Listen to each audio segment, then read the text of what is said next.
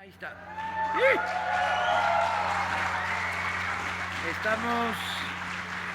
Estamos en la Feria del Libro del Zócalo, en la carpa Eduardo Galeano. No sé si podrás ver la imagen del público. Nomás te veo a ti. No, espera, yo estoy muy visto, compadre. Nomás ve eso.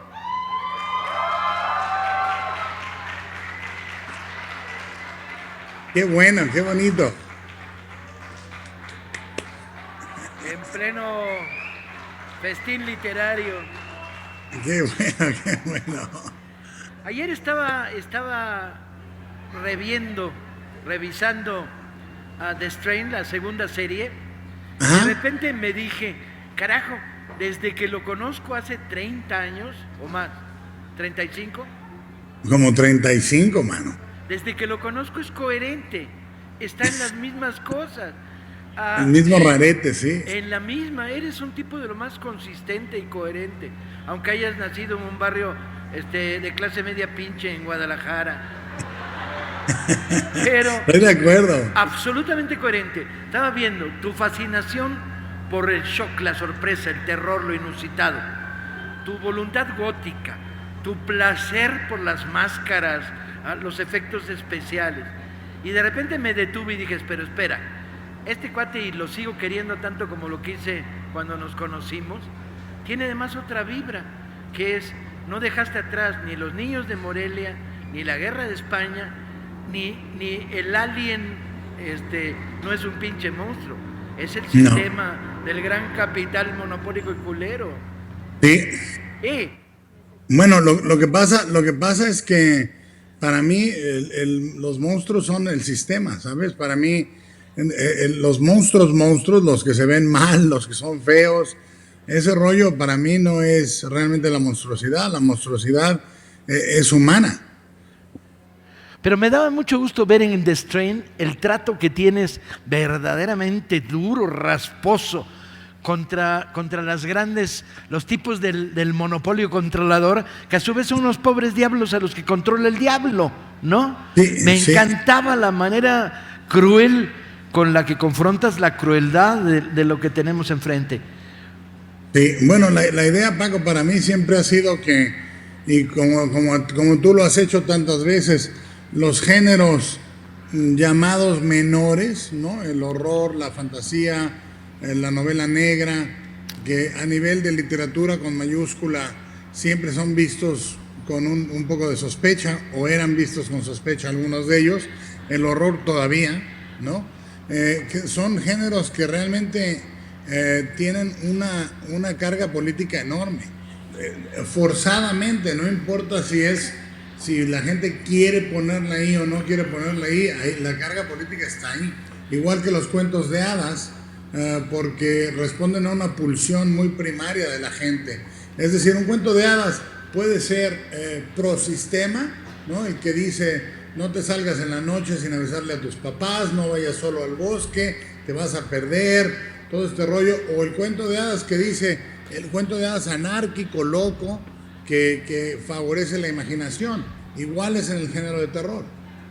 Sí, tu fascinación por los cuentos de hadas es potente, pero cuando de repente la colocas en los ecos de la guerra de España, conviertes el cuento de hadas en una alegoría de la libertad.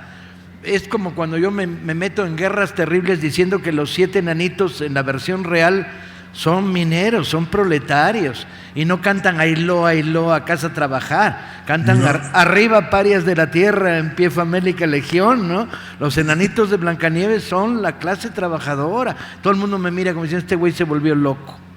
Pero tú también te volviste loco. No, es la realidad. Mira, yo pienso que claramente fabulamos a favor de un mundo que no está bien y mentimos, ¿no? Hay gente que le gusta mentir en los cuentos, ¿no? Y decir todo está bien y va a acabar bien, o fabulas a favor de decir que el mundo es un lugar jodido, raro, mal equilibrado, y lo puedes hacer a través del género que quieras, ¿no? Pero realmente hay ciertas realidades que rebasan esas ficciones, ¿no? Es difícil acomodarlas, pero para mí la guerra, por ejemplo, es un fenómeno muy curioso y una guerra civil es un fenómeno muy curioso porque vas a la guerra y matas a otros por un verdadero cuento de hadas.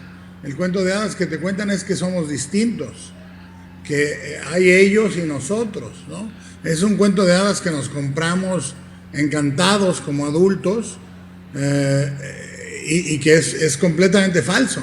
Igual que el cuento de hadas que se compra, que ya compramos y pagamos todo mundo de la geografía, de las cosas que nos anclan, de los imposibles, porque nos lo cuentan, ¿no? Entonces, a mí me sorprende que la gente diga que la fantasía es algo infantil y luego me pregunto yo, ¿cómo no es infantil creer que somos todos, que somos diferentes, que hay divisiones? Estamos todos montados en esta puta bola que va flotando por el cosmos, todos en la misma bola, haciéndonos mierda por fantasías, cuando realmente desde afuera, si alguien mirara esa bola, somos el mismo microbio, ¿no? Somos la misma cosa. Me da gusto ver que tu pasión por el gótico, las niñas malignas, las máscaras horrorosas, híjole, cada vez te salen más feas, los personajes más asquerosos. Está repleta de vez en cuando de un toque de ternura. Sigue siendo un tipo tierno tú, gordito. Pero potente, en tus películas el cuento de hadas y la historia de los niños de Morelia están repletas de ternura. Bueno, para mí los monstruos son cosas muy queridas, yo los quiero mucho y realmente los monstruos en la vida real andan vestidos de traje, cabrón. Los monstruos en la vida real andan vestidos de traje y andan en un puto BMW del año.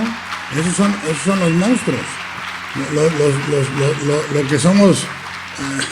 Lo que somos feos o somos monstruos de alguna forma, esos no son los monstruos de verdad. Para mí un monstruo es un cabrón que va en su puto coche del año con su celular y es incapaz de ver el puto mundo alrededor. Eso no lo puedo entender. Eso es la monstruosidad. La verdadera monstruosidad necesita de opción. Los monstruos como los leones, como los lagartos, ¿no? Responden a una naturaleza, es decir, la naturaleza del monstruo es pura. Tú te metes a una jaula con un león y le da igual quién seas, el león muy probablemente eventualmente te coma. A lo mejor duras un ratito, pero te come. Pero no tiene una opción, tiene una conexión hecha, ya dura, ¿no? Programada, no tiene una opción. Dice, no, este cuate es a toda madre, no me lo voy a comer, se lo va a comer. Tengo un material para que lo uses en tu próxima película, que es los personajes que usan vidrios tintados en sus limusinas, no lo hacen para que no los veamos, lo hacen para no vernos. Absolutamente. Absolutamente. O sea, yo te digo, a mí lo mismo que me alucina, lo que me alucinan las diferencias inventadas de ellos y nosotros y todo eso.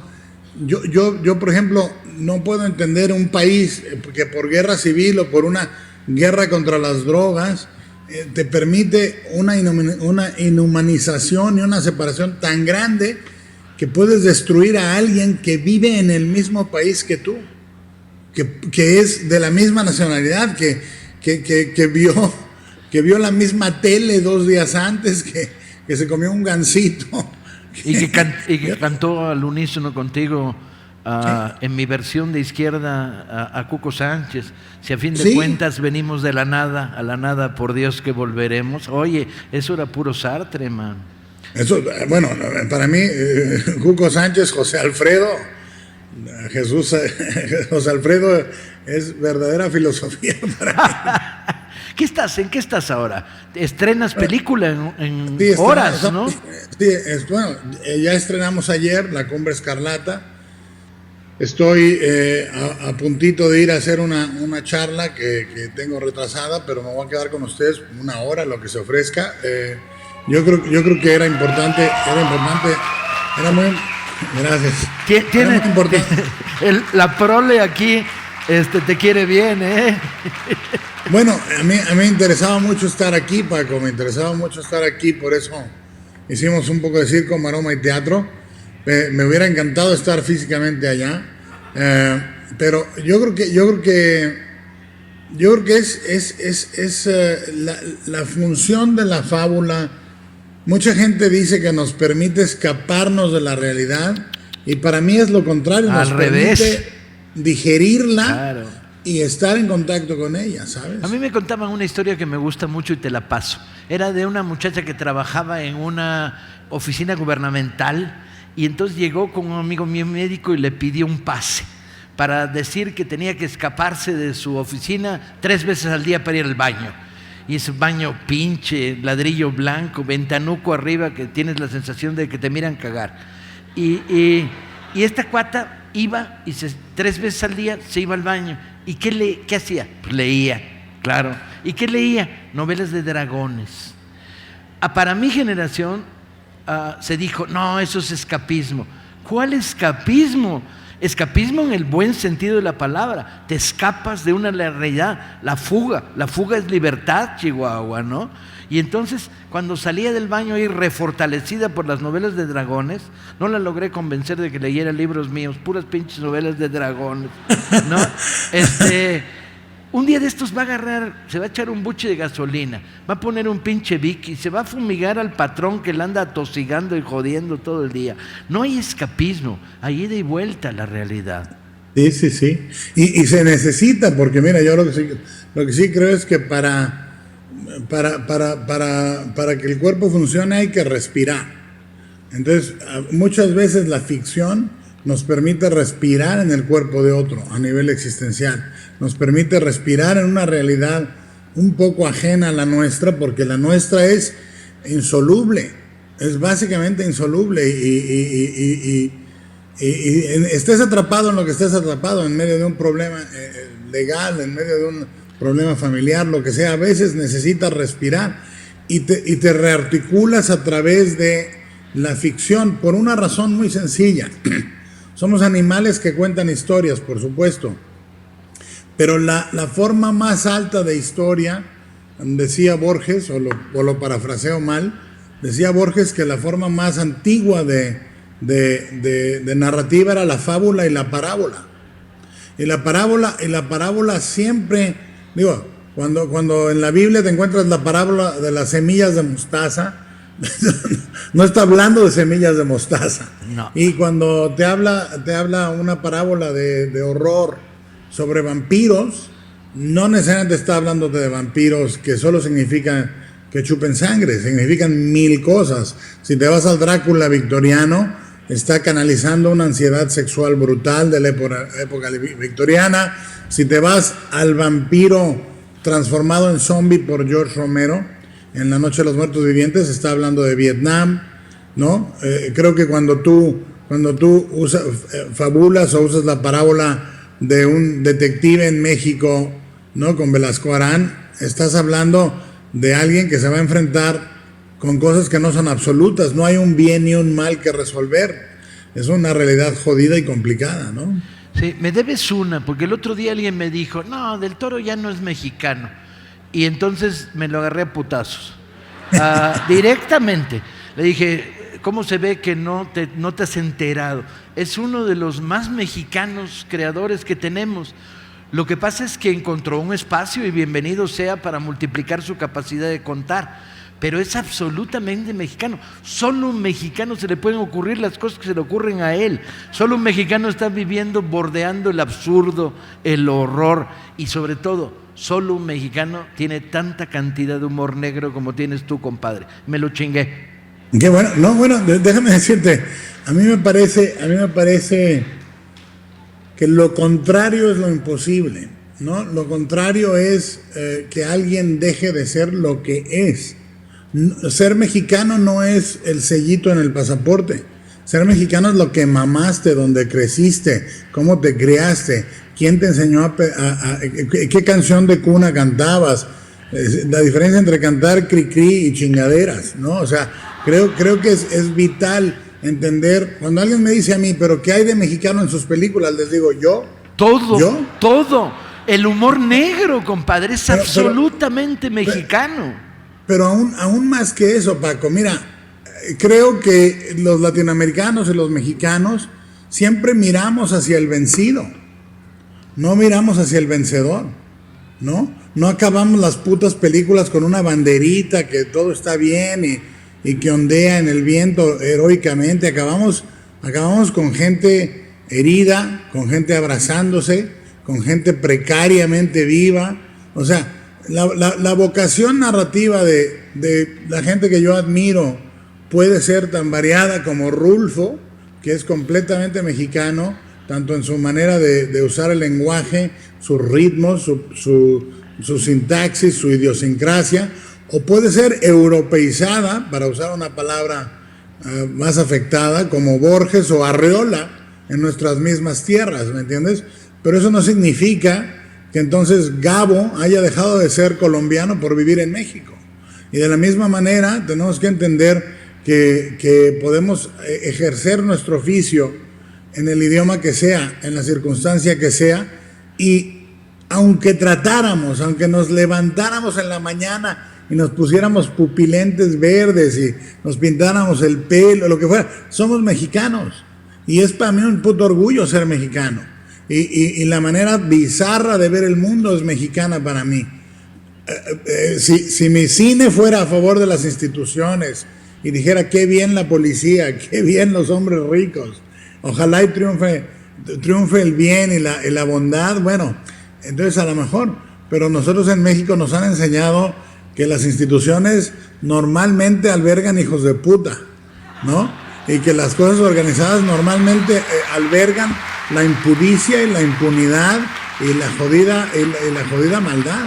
Entonces, eso es ser mexicano. O sea, la manera de mirar la realidad, sea el mito que sea, de donde sea que viene, es lo que te da tu nacionalidad. Y lo insólito sería que hubiera alguien que pudiera dejar de ser mexicano. Eso sí es una puta mentira. Y eso sí es una puta fábula. Ayer teníamos una mesa redonda aquí en la que había, bueno, como ahora, 700, 800 personas, porque esto ha sido el delirio. Ha demostrado que en la Ciudad de México se lee y que se lee bien y se lee críticamente. Y en la mesa redonda alguien sugirió de un grupo de narradores de ciencia ficción. Estaba Porcayo, Zárate, Irving Rofe. Y ¿Cómo no? se me ocurrió decir, imagínense un cuento que empieza demostrando que el gobierno de México, de Peña Nieto, lo hace todas las mañanas leyendo galletas chinas. Abre la pinche galleta china, lee lo que dice y actúa en consecuencia. Bueno, eso que en cualquier otra parte del planeta sería una broma llevada al límite, todo el mundo lo dijo. ¿Y dónde las compran? ¿En el Callejón de Dolores? Era absolutamente creíble. Sí, bueno, lo que dirías, a partir de ese comentario dirías, bueno, sí, pero el cuento aparte necesita un elemento de ciencia ficción. Cuéntanos tu nueva película, ¿de qué va? La veremos ya muy pronto. Bueno, es un melodramonón gótico, ¿no? Es un melodramonón gótico que tiene, no es una película de terror, es un melodrama gótico, un romance gótico. Es un género que en cine estaba dejado de lado en los últimos 40, 50 años y que es un género que yo crecí con él desde muy chico. La primera película que vi fue Cumbres Borrascosas con Laurence Olivier a los 4 años con mi mamá creo que en un cine que se llamaba el Cine Azteca, ¿no? Y me quedé dormido a la mitad de la película y desperté y seguía una tormenta ahí tremenda. Luego, cuando era niño, entre muchos clásicos, leí un clásico que era Jane Eyre, ¿no? Había una biblioteca juvenil que compró mi papá, entre otras cosas, de libros, y yo leí Jane Eyre, Frankenstein, El jorobado de Nuestra Señora, un montón de cosas, y Jane Eyre me golpeó mucho porque me pareció, como Frankenstein, una autobiografía emocional, ¿no? Tanto de la autora como mía. Y me identifiqué profundamente. La película es una película muy, muy centrada en dos personajes femeninos, muy potentes. Me he divertido muchísimo. Para mí es una de mis 3 películas favoritas que he hecho. Y bueno, está lanzándose este fin de semana acá y Detente. llegará a México ya prontito. Detente, Satán Maldito, una de mis 3 películas favoritas que he hecho. ¿Y cuáles son las otras 2 según tú? El Espinazo del Diablo y El Laberinto del Fauno. Desde Cronos luego. muy cerquita. Desde luego. Bien ahí. Donde se te nota lo tierno, romántico, surrealista mexicano, absolutamente. Déjame decirte, Paco, por ejemplo, El Espinazo del Diablo, cuando la pasamos en España, había una mujer, un arquitecto catalana, que la vio, le dije, ¿qué le pareció? Me dice, es muy buena la película, pero nada más que tiene una cosa, un problema. Le digo, ¿cuál es? Dice, que es mexicana. Y le digo, ¿qué quiere decir con eso? Dice, que la película es Pedro Páramo y que la gente en España no es así de apasionada. Nos lo guardamos mucho más. Y en la Cumbre Escarlata, esta última que sale, hay momentos de melodrama absolutamente, aunque sean actores hablando inglés, son momentos de melodrama absolutamente mexicanos. Pero lo dices siempre melodrama y luego sacas la lengüita. Melodrama. A mí me encanta el melodrama. Sí, te encanta el melodrama cuando lo puedes distorsionar y convertirlo en farsa, melodrama. No. A mí, ¿Te lo echaste digo, en serio? ¿Melodrama? Melodrama, a mí me encanta. Las películas que yo lloré más de niño era No desearás la mujer de tu hijo y La oveja negra, ¿no? Cuando Cruz Treviño Martínez de la Garza. Cuando La primera vez que nos vimos hace 40 años o cosa por el estilo, o 30 y muchos, yo te dije, ¿pero tú qué? ¿Aspiras a hacer cosas como películas de Doris Day? Y dijiste, no, yo quiero hacer el jorobado de Nuestra Señora de París. Y yo, ¿por qué? Dice, ¿te imaginas? Chaparrito, feo. Estabas encandilado. Yo me acuerdo que el primer guión de lo que tú hiciste para un cortometraje lo escribí yo. ¿O me equivoco? Sí. No, lo empezamos. Acuérdate que empezamos, bueno, yo me enamoré de No habrá final feliz, perdidamente, y te llamé para ver si la podía hacer largometraje, ¿te acuerdas? Y nunca le hicimos. Ahí empezó el contacto. Te dije, oiga, yo la empecé a escribir, No habrá final feliz, y alguien me dijo Jaime Humberto Hermosillo, oye, ¿y cuánto te costaron los derechos? Le digo, ¿cuáles? Gratis. Y entonces me dijo, no, pues contacta al autor y pídele los derechos. Entonces a través de Emilio García Riera, creo, conseguí el nombre del teléfono tuyo, te hablé, oiga, señor Taibo, soy Guillermo del Toro de Guadalajara y quiero escribir No habrá final feliz para hacerla como largometraje. Sí. Pero también es cierto que cuando se estrenaron los primeros Velasco Arán, los viste y dijiste, no saben, así no era. El único que puede hacer Velasco Arán soy yo, dijiste. Eso creo. Bueno, pero a mí el Velasco Arán que me interesa, ojo, el que me gusta, el que me llega es el último, el que está a punto de morir, ¿sabes? Ese es el que me gusta, porque a mí las historias que me interesan son los finales de la batalla, no los principios. Me gusta mucho, hay un honor en la muerte del guerrero que me interesa, ¿sí? A mí no me interesan los principios de las guerras, ni los principios de las aventuras. Me interesan 2 etapas de la vida, la infancia y la vejez, ¿sí? Me interesan sobremanera, más que ninguna otra, porque son imágenes, son edades invisibles para la sociedad y para el mundo. Los niños son invisibles igual que los viejos son invisibles, porque son almas disfrazadas, porque son almas que vienen disfrazadas de niño o de viejito, ¿no? Como si los niños o los viejitos no sintiéramos miedo, deseo, compulsiones, ¿no? O sea, ves a un viejito y es invisible. Hay un momento en el laberinto del fauno en que la mujer, la ama de llaves, ¿no?, interpretada por Maribel Verdú, le dice al capitán, usted nunca me vio a mí porque yo era invisible, porque era una mujer, ¿sí? O sea, habemos muchos invisibles. En México, para el poder, mucho me temo que si no tienes arriba de $1 billón eres invisible, ¿no? Entonces, pero de la misma manera creo que nosotros en la vida diaria selectivamente hacemos a la gente invisible. No me atrae la idea de hacer historias de niños, pero sí mucho la de hacer historias de viejitos. será porque estoy envejeciendo y tengo en mi casa un letrero que dice hay que aprender a envejecer con dignidad. Y tengo por ahí una novela en la cabeza que algún día escribiré y te la voy a regalar para que la hagas cine maligno, que es la historia de cómo en 68, en el asilo del Sanatorio Español, 4 viejitos crean una célula subversiva para apoyar el movimiento estudiantil. El único problema es que tienen más de 90 años y su maldad mayor era quitar los retratos religiosos de todas las pinches paredes y meter cigarrillos de contrabando al Sanatorio Español. Pero algún día la tramaré. Algún día haremos cine juntos, coño. A mí me encantará. Bueno, empecemos por comer juntos y platicar de esa novela. Sí, me ¿no? cae. Vamos armándola. Chíflame.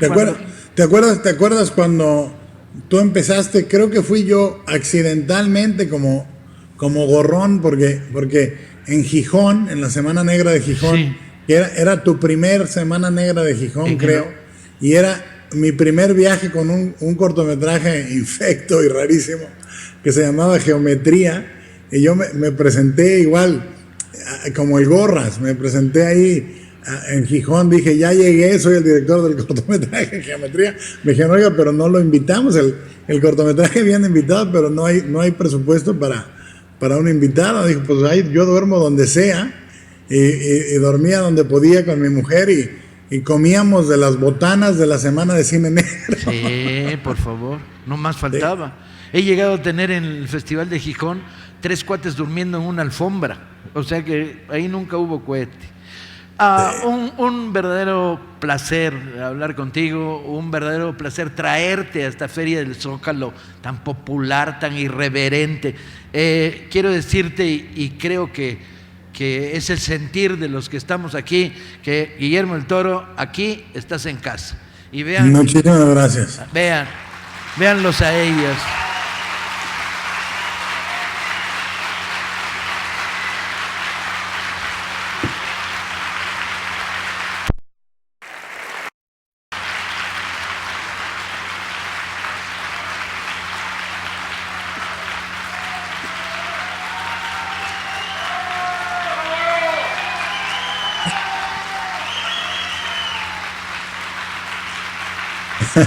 Qué potente, ¿no? Qué potente.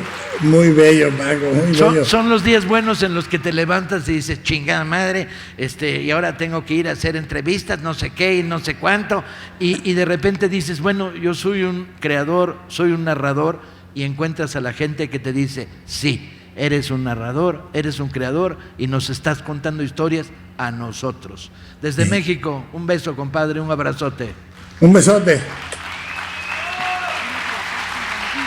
La próxima en vivo. En vivo. En vivo.